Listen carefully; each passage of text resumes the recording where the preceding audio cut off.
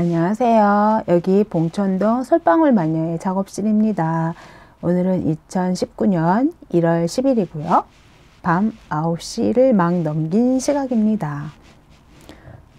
네, 벌써 한 해가 되었네요. 2019년 1월 10일. 항상 제 방송의 컨셉은 이제 다들 아시겠죠? 1부에서는 짧게 삶의 신비, 제가 경험한 삶의 신비에 대해서 말씀드리고 2부에서는 제가 최근에 읽고 있는 책을 낭독을 하고 저만의 해설을 곁들여서 방송하고 있습니다. 그러면 첫 번째, 삶의 신비. 여러분은 자기 삶의 안내자를 만난 적이 있으시죠? 없다면 너무 슬픈 삶이죠. 사람이 살다 보면은 어떻게 자기 혼자만으로 세상 모든 것을 개척하고 살 수가 있을까요? 누군가 이렇게 해봐. 여기가 더 좋대. 그쪽은 어때? 저런 방향은 어때? 라는 안내자가 있었을 거예요. 그러면 여러분은 여러분 삶에 있어서 안내자를 떠올려 보세요. 어떤 사람들이 안내자였을 것 같아요? 저도 그냥 막연히 내 삶의 안내자라는 생각을 했을 때는 뭔가 굉장히 나와 친한 친구, 일단 나와 친밀성, 나와 정서가 닮은 사람들이 내 삶의 안내자 아니었을까?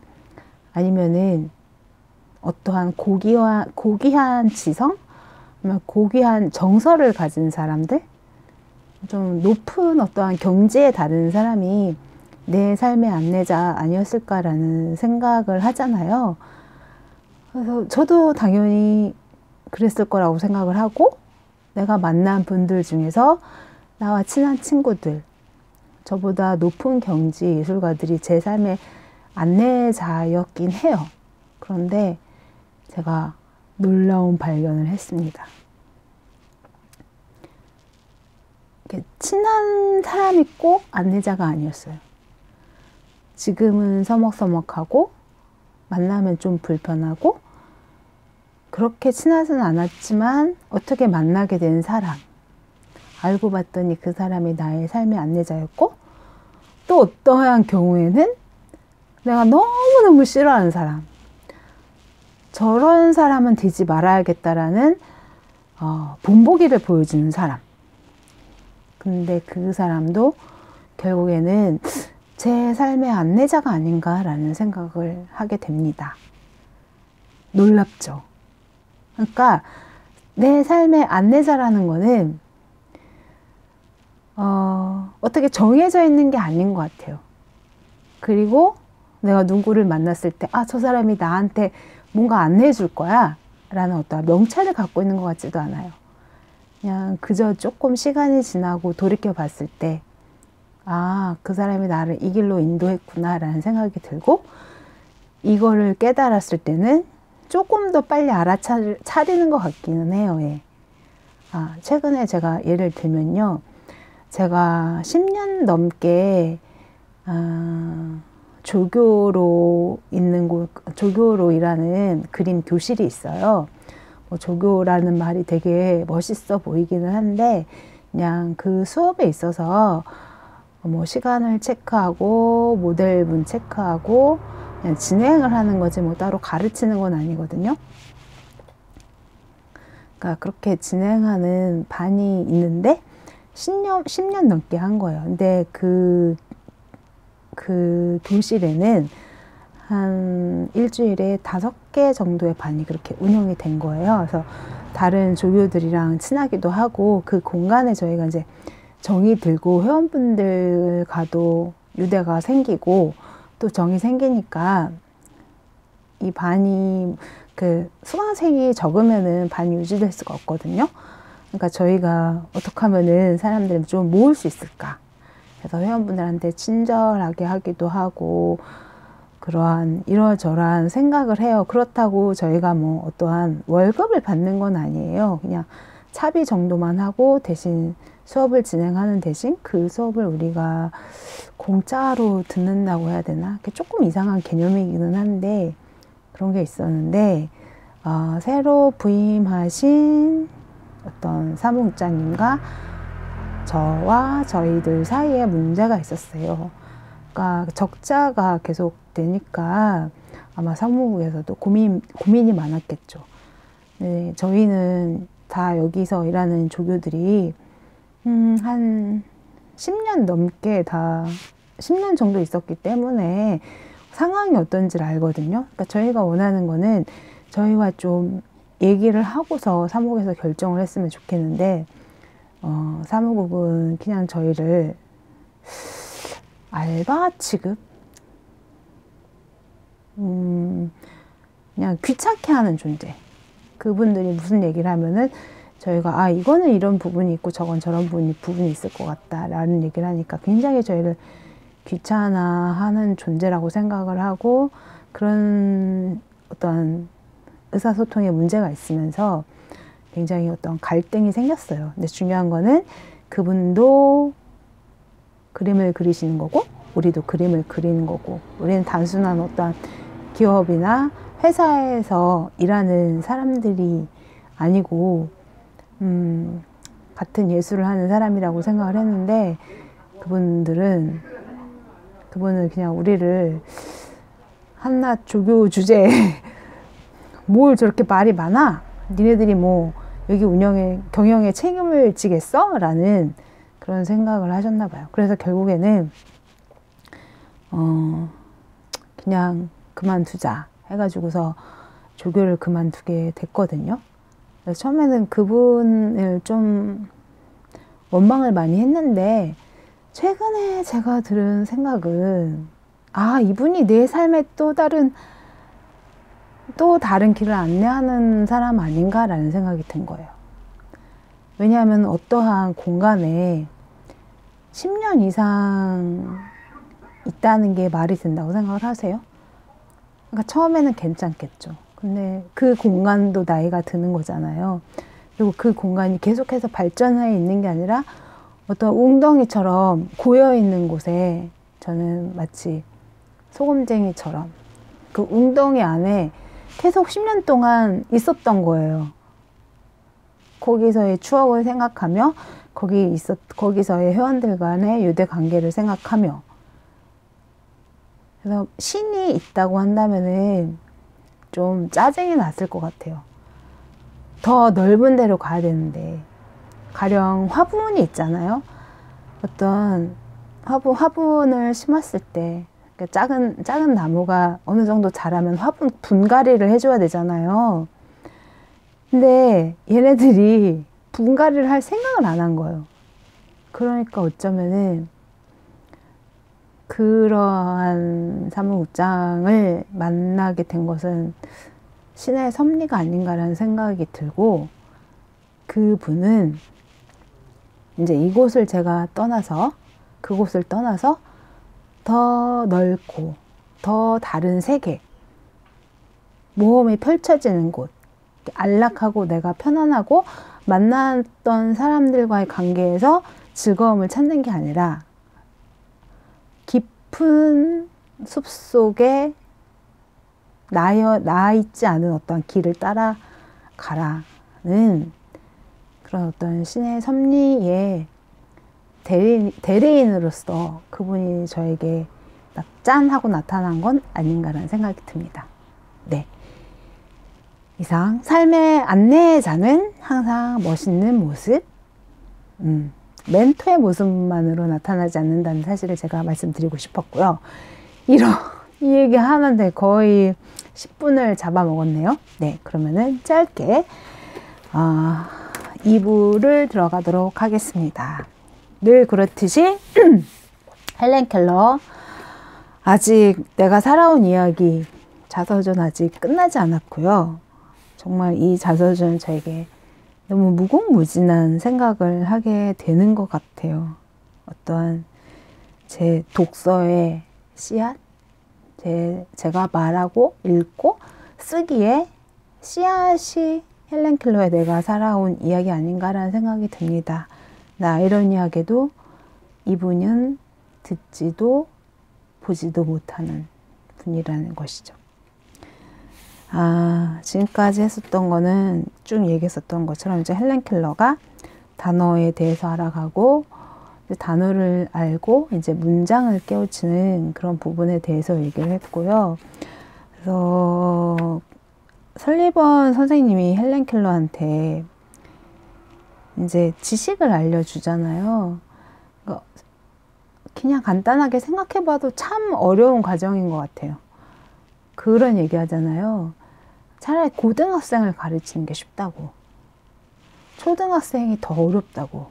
왜냐하면은 되게 원초적인 개념을 굉장히 쉽게 설명을 해야 되기 때문에 어려운 거예요. 근데 헬렌 켈러는 보지도 못하고 듣지도 못해요. 그러니 얼마나 더 어렵겠어요. 근데 그 어려움이 저는 헬렌 켈러를 만들었다는 생각이 들어요. 어렵기 때문에. 어렵다라는 거는 뛰어넘는 게 아니에요. 그 순간순간을 뛰어넘는 게 아니라 그 순간순간을 하나하나 경험해서 자기가 축적하는 거죠. 그러니까 공갈빵 같은 게 아니에요. 빵 안에 공기가 부풀어 가지고서 빵빵에 있는 그런 게 아니라 붕어빵 같은 거, 정말 그 단팥이 꽉 찬 붕어빵 같은 거, 경험이 하나 다 쌓이고 자기가 촉각으로, 감각으로, 후각으로 느낀 다음에야 체득할 수 있는 그런 지식이라서 어쩌면 헬렌 켈러가 쌓은 지식을 매우 견고하다고도 할 수 있는 것 같아요. 네, 그런 속에서 굉장히 아름다운 추억이 있어요. 헬렌 켈러만이 가질 수 있는 추억이에요. 그 부분에 대해서 제가 읽어드리도록 하겠습니다. 우리가 가장 좋아하는 산책 코스는 헬렌 켈러의 상륙지까지 걷는 것이었다. 남북전쟁 기간 동안 병사들이 상륙하던 이곳은 테네시 강기슭에 위치한 부둣가 오두막인데 오래되어 쇠락한 상태였다. 우리는 거기서 지리 공부를 하며 즐거운 시간을 보냈다. 조약돌로 댐을 쌓았고 강바닥을 파서 섬과 연못도 만들었다. 너무 재밌지 않나요? 조약돌로 댐을 쌓고 강바닥을 파서 섬과 연못을 만들었다. 약간 작은 신이 된 것 같기도 하고, 이것처럼 헬렌 켈러한테 너무너무 재밌게 섬이라는 것에 대해서, 연못이라는 것에 대해서, 댐에 대해서 알려줄 수 있는 방법이 있었을까라는 생각도 듭니다. 얼마나 재밌던지 공부를 한다는 생각도 들지 않았다. 네, 방금 제가 생각한 것과 똑같은 마음이었네요. 나는 선생님이 들려주시는 불타는 산 이야기이며 파묻힌 도시, 얼음이 떠내려가는 강, 그 밖에 많은 이상한 이야기들을 두 귀를 쫑긋 세우고 흥미진진하게 들었다. 저 이 부분 보면서 저 어렸을 때 사촌 언니가 생각나요. 지금 와서 생각해보면 그 사촌 언니가 집안에서도 좀 따돌림을 당하고 학교 생활에서도 따돌림을 당했던 언니인 것 같아요. 근데 그 언니가 나랑 만나서 옛날에는 5층 아파트가 있었거든요. 그 5층 아파트 옥상에서 언니가 읽었던 동화책들을 저한테 읽어줬던 생각이 나요. 그때 정말 옥상이니까 하늘밖에 안 보이잖아요. 하늘에 진짜 흰 구름이 둥실둥실 떠가는데 언니가 레몬 강아지라는 얘기도 했고 북유럽 동화에 대해서 얘기를 해줬었는데 그게 너무너무 재밌었거든요. 근데 이 선생님의 방금 이 이야기들 있잖아요. 파묻힌 도시, 얼음이 떠내려가는 강, 그 밖에 많은 이상한 이야기들. 이거는 교육용이라기보다는 어쩌면은 설리번 선생님도 자기 이야기할 대상이 필요한 거 아니었을까? 약간 여기서 설리번 선생님의 외로움도 저는 좀 느껴집니다. 나머지 읽겠습니다. 선생님은 찰흙으로 여기저기 도드라진 지도를 만들어서 만져보기만 해도 상등성이와 계곡을 구분하고 손가락으로 꾸불꾸불 강의 흐름을 짚어갈 수 있게 해주셨다. 나는 선생님이 만든 지도를 좋아하긴 했지만 지구를 위도와 경도로 나누고 양극을 표시하는 것만큼 너무나도 혼란스러워서 짜증났다. 실을 둘러쳐서 열대와 온대 등 기후대를 표시하고 오렌지 가지를 말뚝처럼 꽂아 양극을 표시했는데 그게 어찌나 실감나던지 지금도 나는 온도되고 어쩌고 하면 실과 둘러친 원을 떠올릴 정도다. 그뿐인가? 만약 누군가 북극점에 실제로 말뚝이 꽂혀 있고 흰곰이 거기에 기어오른다며 나를 속이려 했다면 쉽사리 속았을 것이다. 저는 이 기억이 너무너무 아름다운 거예요.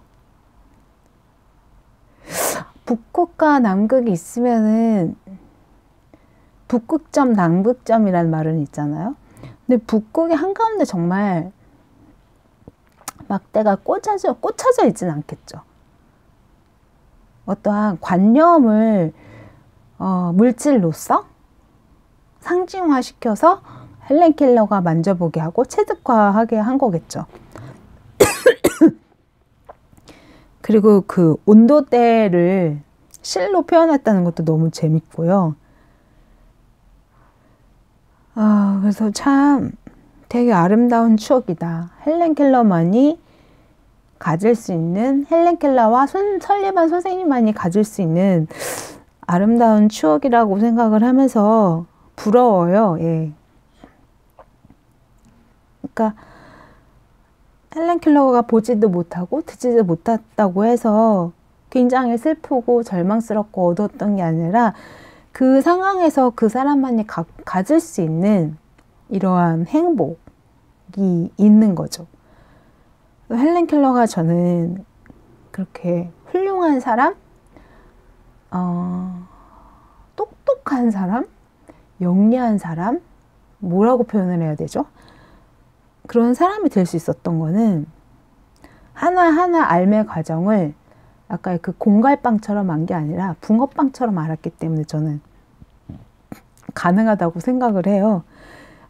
그런 거에 대해서 제가 최근에 같이 읽고 있는 피카르트의 언어와 인간과 말에도 그런 부분에 대해서 이야기하는 부분이 있거든요. 그거에 대해서 제가 한번 읽어보도록 하겠습니다. 인간과 말 피카르트 132페이지. 남자가 창을 가져온다 라는 말은 아프리카 어느 흑인 부족의 언어로는 다음과 같이 표현된다. 남자는 집을 떠난다. 창을 향해 손을 뻗는다.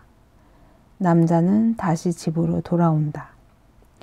원시 부족이 창을 갖기를 원한다는 것은 많은 의미를 내포한다. 긴 여정, 언어의 긴 우회적 표현이 그 의미다. 반면에 남자가 창을 가져온다. 이것은 추상적이며 결과적인 표현이다. 남자와 가져온다는 거의 사라져 버린다.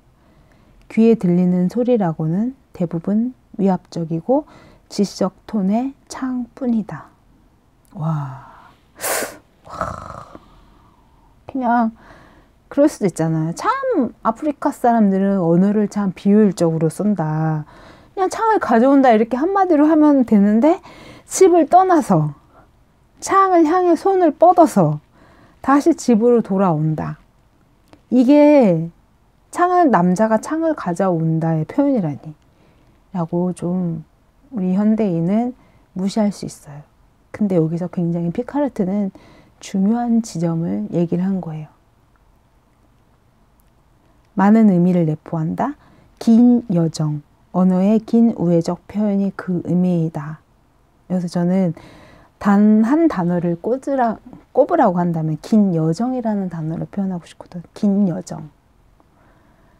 제가 얘기한 긴 여정은 단팥으로 가득 찬 붕어빵인 거죠.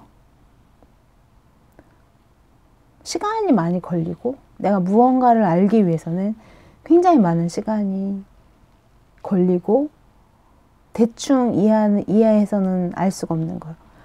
하나하나 그래도 어느 정도 아는 것들이 차곡차곡 쌓여야지만 알았다고 할 수 있는, 그러니까 우리처럼 보이고 듣는 사람은 알았다고 할 수 있죠. 근데 헬렌 켈러는 그게 안 되는 것 같아요. 자기 어떤 환경 때문에 아는 척이 안 되는 것 같아요.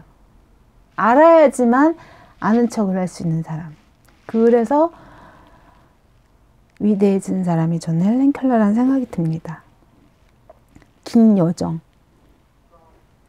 그러니까 이 부분, 그러니까 언어의 긴 여정의 중요성에 대해서 피카르트가 계속 얘기하고 있어요. 그 부분에 대해서 제가 한 두세 단락 읽고서 마치도록 하겠습니다. 피지 섬의 원주민들은 2개의 코코야자 열매를 말할 때 10개의 코코야자 열매와는 다른 어휘를 사용한다. 코코야자 10개는 코코야자 8개와 코코야자 2개의 단순한 합이 아니라 완전히 다른 어떤 것이다. 2개일 때와 10개일 때의 만남 자체가 다르기 때문이다. 인간과 객체의 만남은 이토록 심도가 깊다. 여기서 숫자는 양이 아니라 질을 나타낸다. 숫자의 변화는 만남의 본질을 변화시킨다. 예, 우리가 언어를 얘기를 할 때 숫자처럼 얘기만 하잖아요. 그쵸? 연필 한 자루, 연필 2자루, 연필 3자루, 연필 10자루, 연필 100자루. 아니면 펜 한 자루, 펜 2자루, 펜 3자루, 펜 10자루, 펜 100자루. 근데 저는 최근에 보여드릴게요. 펜 작업을 다시 열심히 하고 있거든요. 이렇게 판넬에다가 이렇게 펜으로 작업을 하고 있어요. 근데 제가 이걸 앞으로 모아야 될까요? 이 펜을? 펜을 모아야 되나? 이 펜을 만약에 그렸는데 이 펜이 1000자루가 되잖아요. 그래서 제가 그 1000자루를 모아놨어요. 예를 들면. 그럼 뭔가 저는 그 1000자루를 기념을 해서 이름을 붙여주고 싶을 것 같아요. 뭐 펜의 부활? 펜의 연금술? 좀 어떤 멋있는 이름이 생각나진 않은데 뭔가 이름을 붙여주고 싶은 거야. 그러니까 그 펜 10자루, 1000자루는 그냥 단순하게 1자루, 2자루, 3자루, 4자루 해서 1000자루가 아니라 저에게는 제 작업에 있어서는 굉장히 큰 의미가 있는 거죠. 이 부분에 대해서 피지 섬의 원주민의 코코야 여자 열매를 가지고 얘기를 한 거예요. 그러니까 언뜻 제가 얘기한 게 방금 헬렌 켈러가 모든 것을 경험해야 된다. 붕어빵 같은 단팥빵에 들어있는 붕어빵처럼 가득 찬 거가 완벽하게 매칭되는 건 아니지만 다 연결되어 있다라는 거 느껴지지 않으시나요? 제가 예전에 이번 가을에 은행잎을 주운 적이 있어요. 은행잎을 모아가지고서 말렸는데 저 은행잎을 보면서 깜짝 놀랐어요. 아마 은행잎을 그려보라고 하시면 다들 노란색으로 이렇게 딱 중간에 V자로 파여서 다시 하나로 연결되는 은행잎을 상상을 하시잖아요. 근데 내가 만난 본 은행잎은 내가 상상했던 것과 똑같은 은행잎은 하나도 없었어요. 그리고 모든 은행잎은 다 다르게 생겼어요. 그러니까 사실 이 세상의 모든 것은 다 각자의 개성이 있고 다 각자의 삶이 있고 다른 거죠. 근데 그 하나하나를 다 그 하나하나의 언어가 있다고 하면은 솔직히 너무 피곤하겠죠. 제가 100개 은행잎을 주웠는데 그냥 이걸 은행잎이라고 얘기하는 게 낫지 그 은행잎에 하나하나 이름을 주어줘 봐요. 너는 되게 노라니까 노랑이, 너는 좀 찌그러졌으니까 노랑 찌그렁이, 이런 식으로 100개의 이름을 붙인다고 하면 저는 너무 혼란스러울 거예요. 근데 여기서 피카르트가 말하는 거, 그 다음에 제가 말하고 싶은 거는 그거예요. 그렇게 해서 모든 거를 그냥 다 간단화해서 그래 니네는 은행잎이야 라고 불렀을 때의 그 위험함. 은행잎이라고 하지만은 사실 우리가 그 안을 들여다보면은 다 다르다는 거. 우리 사람이 인간이라는 틀 속에서 들여다보면 다 다르다는 뜻이. 네. 그 점에 대해서 얘기하고 싶었습니다. 2019년 1월 10일 첫 방송이었었고요. 헬렌 켈러 15번째 방송 마치도록 하겠습니다. 들어주셔서 감사합니다. 안녕!